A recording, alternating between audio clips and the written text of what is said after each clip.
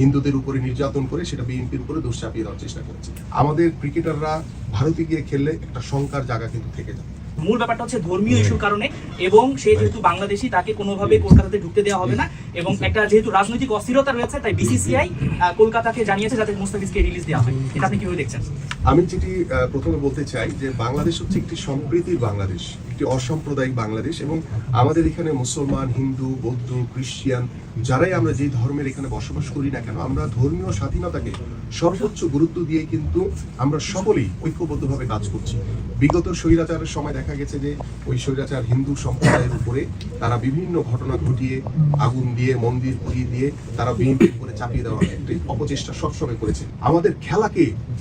Target করে, বিশেষ করে মোস্তাফিজের মতো একজন প্রতিভাবান ক্রিকেটার যে বিশ্ব ক্রিকেটে বাংলাদেশের নামকে উজ্জ্বল করেছে, যে আইপিএল এর মতো একটি জায়গায় সর্বোচ্চ একটি দরে তাকে কলকাতার মতো একটি ক্লাব নিয়েছে, তো সেইখানে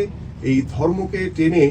এই ধরনের কর্মকাণ্ড, এটি আমার কাছে একদম টোটালি যুক্তিসঙ্গত মনে হয় না। কারণ একজন ক্রীড়াবিদ সে বিগত সময়ে কিন্তু এই আইপিএল এ খেলেছে, হঠাৎ করে ধর্মীয় ইস্যুকে লক্ষ্য করে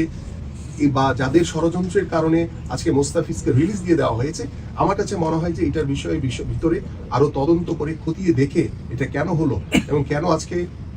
ধর্মীয় ইস্যুকে সামনে রেখে কলকাতাতে মোস্তাফিজকে ঢুকতে দেওয়া হবে না, মোস্তাফিজকে রিলিজ দিয়ে দেওয়া হয়েছে, এই বিষয়টা আমার মনে হয় যে আমাদের ক্রিকেট বোর্ডেরও দায়িত্ব রয়েছে। ক্রিকেট বোর্ড এই দায়িত্ব চাইলেই এড়াতে পারবে না, এবং পাশাপাশি আমরা চাই যে সামনের যে বিশ্বকাপ ক্রিকেট রয়েছে সেই ক্রিকেটের এই যে মোস্তাফিজের ইস্যুটাকে কেন্দ্র করে যে বা যাহারাই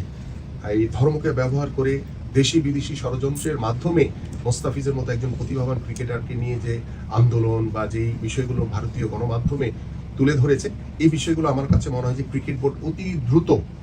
ভারতীয় ক্রিকেট বোর্ড এবং অন্যান্য আইপিএল এ যারা রয়েছেন তাদের সাথে কথা বলে, যেহেতু সামনে বিশ্বকাপ, সেই ক্ষেত্রে আমাদের ক্রিকেটাররা ভারতে গিয়ে খেললে একটা শঙ্কার জায়গা কিন্তু থেকে যায়, এবং সেই শঙ্কার জায়গাটা কিভাবে দ্রুত কাটিয়ে উঠবে সেটা আমি ক্রিকেট বোর্ড এবং আমাদের সরকারে যারা দায়িত্ব রয়েছে আমি তাদের কাছে ছেড়ে দিলাম যে আপনারা দ্রুত সময়ের ভিতরে এই বিষয়টি আলোচনা করে কিভাবে দ্রুত সুরাহা করা যায়।